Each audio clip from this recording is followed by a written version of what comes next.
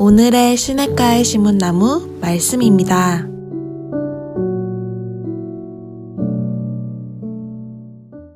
축복합니다. 오늘도 우리가 주님의 말씀 안에 승리하는 복된 하루가 되시기를 주님의 이름으로 축복합니다.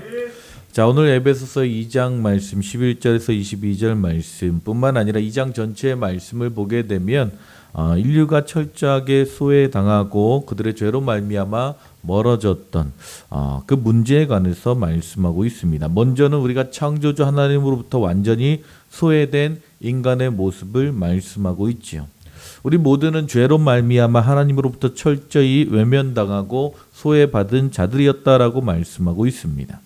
그리고 또 다른 소외의 모습은 죄로 말미암아 하나님께 소외된 인간이 철저하게 서로를 외면하고 소외시키고 있다라고 본문은 말씀하고 있는 것이죠. 자, 하나님께 소외당하고 다른 사람에게도 소외당하는 바로 이 이중적인 외면과 소외의 문제를 해결한 것이 바로 에베소서 2장의 말씀입니다. 그래서 어제 우리가 나눈 2장 1절부터 10절까지 말씀을 보게 되면 사도 바울이 우리가 인간이 하나님께 당한 소외를 하나님께서 어떻게 해결하셨는지에 대해서 말씀하고 있지요. 자, 인간이 죄로 말미암아 하나님께로부터 분리되어서 소외당한 모습을 3절에서 이렇게 표현합니다. 다른 이들과 같이 본질상 진노의 자녀가 되었다라고 말씀하고 있습니다. 우리는 하나님께 철저하게 소외당한 자들이었습니다. 하늘나라의 축복에서 소외받은 자들이었습니다.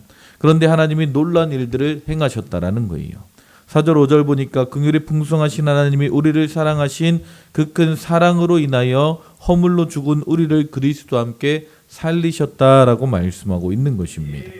하나님께서 소외된 인간의 문제를 하나님이 해결하셨습니다. 아멘. 그런데 11절에서 22절 오늘 우리가 읽은 본문의 말씀을 보게 되면 또 다른 소외가 등장합니다. 그것은 죄로 말미암아 하나님께 소외당한 인간들이 서로를 소외시키는 것이지요. 벽을 쌓는 것입니다. 자, 특히 이방인들과 유대인들은 서로를 부르는 호칭에서부터 소외시키기 시작했습니다.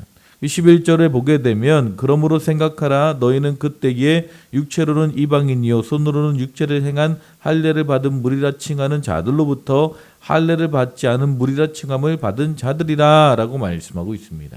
자, 여기서 말씀하고 있는 할례당과 무할례당 어떻게 보면 점잖게 번역을 해서 그렇지 사실은 서로를 비아냥거리고 있는 것입니다. 이방인들은 유대인들을 향해서 할례당이다. 유대인들은 이방인을 향해서 너희는 무할례당이다 라고 서로를 불렀다라는 거예요. 12절을 보게 되면 유대인들과 이방인들이 호칭으로 서로를 왕따시키는 것과 상관없이 이방인들 또한 철저하게 유대인들이 누리는 하나님과 그 축복에서 소외된 존재였다라고 말씀하고 있는 것이죠.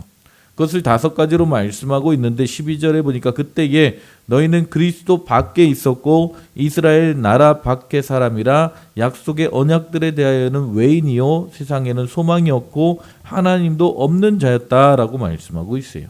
이방인들은 그들의 불신앙과 함께 하나님께로부터 소외되었을 뿐만 아니라 유대인들로부터 소외당하는 어떤 이중적인 외면의 상황 가운데 소외 가운데 있었다라는 것입니다.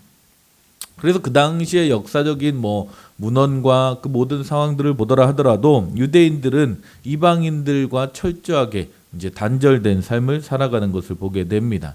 혹시나 이제 지나가다가 이방인 산모가 고통을 당하는 것을 보아도 절대 도와주지 않았다고 합니다. 왜냐하면 도와줘서 아이를 낳게 되면 이 세상에 이방인들이 한 명 더 생겨나는 거니까 철저하게 외면하고 무시했다라는 거예요. 이런 식으로 유대인들은 이방인을 완전히 소외시켰습니다. 이것이 이 에베소서 말씀의 배경입니다. 자, 그런데 인간의 죄 때문에 하나님께 소외되었을 뿐만 아니라 이방인들은 하나님께 소외되었을 뿐만 아니라 하나님의 백성으로부터 소외되었다라는 거예요. 자, 그런데 더 중요한 것은 이렇게 서로 외면하고 서로 소외되었던 것보다 더 나쁜 것은 이 이방인들과 유대인들이 서로를 소외시킴으로 말미암아 서로 간에 엄청난 적대심을 가지고 있었다라고 이야기하는 것입니다. 그런데 이렇게 서로 적대감을 가지고 불신을 가지고 서로 무시하고 소외당하고 왕따시켰던 그 불행했던 그들의 삶 가운데 하나님께서 놀라운 일을 행하셨음을 오늘 본문은 말씀하고 있는 것입니다. 그것이 무엇입니까? 13절에 보니까 이제는 전에 멀리 있던 너희가 그리스도 예수 안에서 그리스도의 피로 가까워졌느니라 라고 말씀하고 있습니다. 아멘. 우리가 예수 그리스도의 피로 말미암아 서로 외면하고 서로 단절되고 서로 적개심을 품고 있었던 우리의 관계가 서로 가까워졌음을 말씀하고 있는 것입니다. 이것을 위해 예수님께서 무엇을 하셨습니까? 17절 18절을 보니까 또 오셔서 먼데 있는 너희에게 평안을 전하시고 가까이 있는 데 있는 자들에게 평안을 전하셨으니 이는 그로 말미암아 우리 둘이 한 성령 안에서 아버지께 나아감을 얻게 하려 하심이라. 아멘. 하나님 안에서 우리가 한 성령 안에서 하나님 앞에 나아갈 수 있는 하나됨을 이루게 하셨다라는 거예요. 우리의 막힌 담, 적대감을 허무셨다라는 것입니다. 14절에 보면 그는 우리의 화평이신지라 둘로 하나를 만드사 원수된 것 곧 중간에 막힌 담을 자기의 육체로 하셨다라고 말씀하고 있어요. 16절에도 또 십자가로 이 둘을 한 몸으로 하나님과 화목하게 하려 하십니다. 원수된 것을 십자가로 소멸하셨다라고 말씀하고 있습니다. 아멘. 즉 예수님께서 자신의 죽음을 통해서 사람과 사람 사이에 우리 사이에 존재하는 그 원수된 담을 허무셨다라고 말씀하고 있는 것입니다. 아멘. 자, 예수님께서 이 적대감을 허무심으로써 이 땅 가운데 참된 평화가 다시는 소외가 없는 서로에게 벽이 없는 참된 하나된 새로운 공동체를 창조하셨다라는 거예요. 아멘. 이 공동체를 이렇게 이야기합니다. 15절에 법존으로 된 계명의 율법을 폐하셨으니 이는 이 둘로 자기 안에서 한 새 사람을 지어 화평하게 하셨다라고 말씀하고 있습니다. 아멘.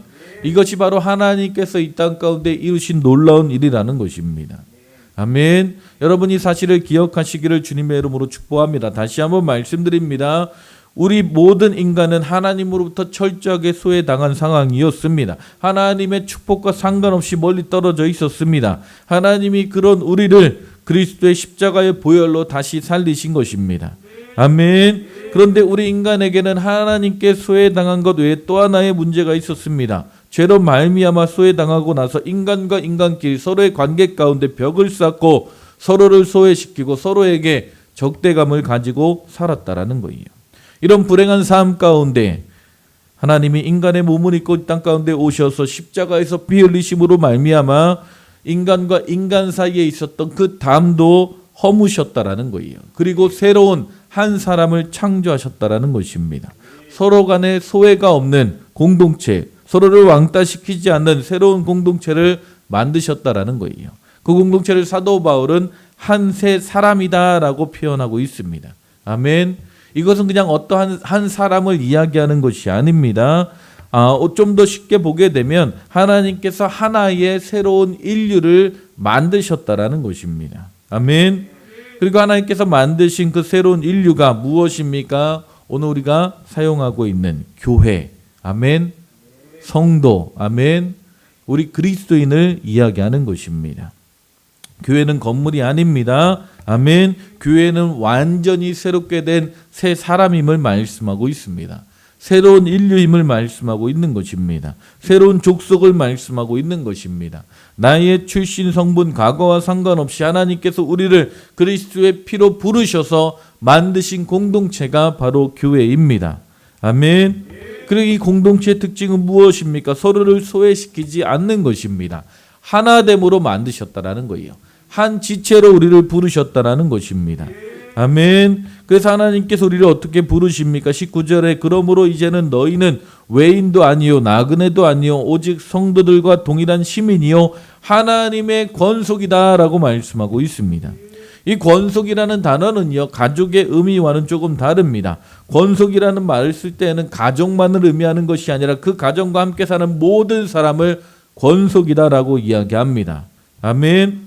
하나님은 하나님께 철저하게 소외당하고 서로를 소외시키며 고통 속에 사는 우리를 그리스도의 피로 불러 모으셔서 하나님의 권속이 되게 하셨다라는 거예요. 우리가 각각 성격도 다르고 출신지도 다릅니다. 모든 것이 다릅니다. 그럼에도 불구하고 하나님은 우리를 한 공동체로 만드시고 한 권속이 되게 하셨습니다. 우리는 하나님의 권속, 즉 하나님의 교회인 줄 믿으시기 바랍니다. 새 사람으로 지음받은 공동체인 것을 기억하시기를 주님의 이름으로 축복합니다. 아멘. 그럼 우리는 어떻게 하나님의 교회로서 하나님의 권속으로서 살아가야 됩니까? 오늘 말씀을 통해서 우리가 알 수 있는 것은 무엇입니까? 서로가 서로에게 담을 쌓지 말라라는 거예요. 아멘. 교회는 다른 것은 몰라도 어떤 이유에서든지 사람과 사람 사이에 벽을 쌓아서는 안 되는 공동체인 것입니다. 아멘. 교회 안에 사람이 만드는 모든 담은 그리스도 안에서 이미 무너져 내려기를 주님의 이름으로 축복합니다. 아멘. 그것이 무엇이든 무너뜨려야 합니다. 이것이 바로 하나님의 명령이며 하나님께서 우리에게 행하신 놀라운 축복인 줄 믿습니다. 아멘. 둘이 합하여 그리스도의 손을 잡고 한 성령 안에서 나아감을 얻는 것이 바로 교회의 모습이라는 거예요. 또한 이 교회는 어떻게 세워집니까? 20절에 보니까 터에 관해서 말씀하고 있습니다. 너희는 사도들과 선지자들의 터 위에 세우심을 입은 자니라 라고 말씀하고 있습니다. 자, 사도들과 선지자들의 터는 무엇입니까? 바로 하나님의 말씀, 하나님께서 우리에게 주신 하나님의 뜻을 말씀하고 있습니다. 아멘. 그 말씀 안에 세워진 것이 바로 교회라는 거예요. 자, 우리가 각자의 기질은 다르고 성격은 다릅니다. 어떤 사람은 그 성격에 따라서 그 기질에 따라서 하나님 앞에 나아가는 모습도 다른 것을 보게 됩니다. 하지만 우리가 그 어떤 영적인 색깔을 갖고 있든지 간에 우리가 잊지 말아야 될 중요한 것이 있습니다. 그것은 바로 모든 것이 하나님의 말씀의 기초 위에 세워져야 된다라는 거예요.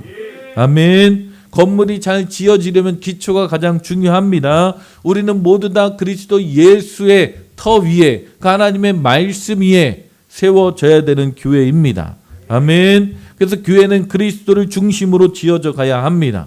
그리스도는 모퉁이 돌이다라고 말씀하고 있습니다. 예수님 당시에는 콘크리트가 없었죠. 그래서 건물을 지으는데 네 군데의 모퉁이 돌이 가장 중요합니다. 그 이후에는 그 모퉁이 돌을 따라서 벽돌을 쌓기만 하면 되는 것입니다. 무엇을 말씀합니까? 우리의 신앙의 기준이신 모퉁이 돌 대신 예수 그리스도가 우리의 삶의 기준이 되어지고, 아멘. 내 경험이 중요한 것이 아니라 내 기질이 중요한 것이 아니라 오직 예수 그리스도가 중심이 되어지고 예수 그리스도가 기준이 되어질 때에 우리는 아름다운 교회를 세워가게 될 줄 믿습니다. 아름다운 하나님의 공동체를 세워가게 될 줄 믿습니다. 그리고 하나님께서 올바른 공동체가 세워지기 위해서 무엇을 말씀합니까? 21절에 그 안에서 건물마다 서로 연결되어야 한다라고 말씀하고 있습니다. 벽돌만 있다고 집이 지어지는 것이 아니죠. 벽돌과 벽돌 사이에 시멘트가 있어야 합니다. 그래서 서로 연결되는 것이죠. 시멘트는 무엇입니까? 자기 몸을 부수어 희생하는 것입니다. 요한일서 2장 2절에 보면 그는 우리 죄를 위한 화목 제물이다라고 말씀하고 있습니다. 누군가는 희생해야 된다라는 거예요. 우리가 어떻게 서로가 서로에게 연결될 수 있습니까? 50년 동안 행복하게 살아온 부부를 보게 되면 틀림없이 한쪽 누군가는 서로에게 또 한쪽뿐만 아니라 서로가 서로에게 희생하는 그런 모습이 있었기에 한 오랜 세월 동안 함께 살아올 수 있는 것이죠. 아멘. 여러분, 이런 희생이 서로에게 있을 때에 우리는 하나됨을 이뤄가게 되는 것입니다. 그래서 22절에 보게 되면 너희도 성령 안에서 하나님의 거하실 처소가 되기 위하여 그리스도 예수 안에서 함께 지어져 가야 된다라고 말씀하고 있습니다. 중요한 것은 현재 진행형이라는 거예요. 아직 완성된 것이 아닙니다. 우리는 하나님 안에서 성령 안에서 지어감을 받아가고 있는 자들이라는 거예요. 아멘. 여러분 한 분 한 분이 그리스도와 예수 안에서 함께 지어져 갈 수 있기를 주님의 이름으로 축복합니다. 주님의 오실 때에 주님께서 이 한들교회를 바라보며 하나님께서 세우신 이 한 공동체를 바라보며 정말 잘 지어진 공동체구나, 잘 세워진 하나님의 교회구나 칭찬받는 한들교회 모든 성도님들 될 수 있기를 주님의 이름으로 축복합니다. 아멘. 여러분, 하나님께서 우리를 이런 공동체로 부르셨다라는 거예요. 서로가 서로에게 함께 세워져 가는 하나님의 교회로, 한 몸으로 하나님의 권속으로를 부르신 줄 믿습니다. 오늘 하루 우리가 각자 생활하는 공간이 다르고 함께 모일 수 없는 그런 상황과 환경 가운데 있지만 우리가 함께 지어져 갈 수 있는 복된 교회가 될 수 있기를 주님의 이름으로 축복합니다. 아멘. 서로가 서로를 위해 중보하며 함께 기도하며 한 성령 안에서 함께 세워져가는 복된 한들교회 모든 성도님들 되시기를 주님의 이름으로 축복합니다. 아멘. 기도하시겠습니다. 하나님 감사합니다. 오늘도 우리에게 말씀하시고 하나님 오늘 하나님의 교회가 또 하나님의 성도가 이 땅 가운데 어떻게 세워져 가고 어떻게 지어져 가는지 아버지 하나님 깨닫게 하심에 감사합니다. 하나님 우리를 한 몸으로 부르시고 하나님의 권속으로 부르시고 하나님 하나된 공동체로 부르셨사오니 하나님께서 세우신 이 하나님의 교회에 아름답게 아버지 하나님 함께 지어져가는 복된 교회가 되게 하여 주시옵소서. 오늘 하루도 각자의 삶 가운데 살아가지만 서로가 서로를 위해 중보하며 함께 세워져가는 복된 한들교회 모든 성도들 되게 하여 주시옵소서. 주님 함께 하시고 인도하실 줄 믿사오며 예수님의 이름으로 기도했습니다.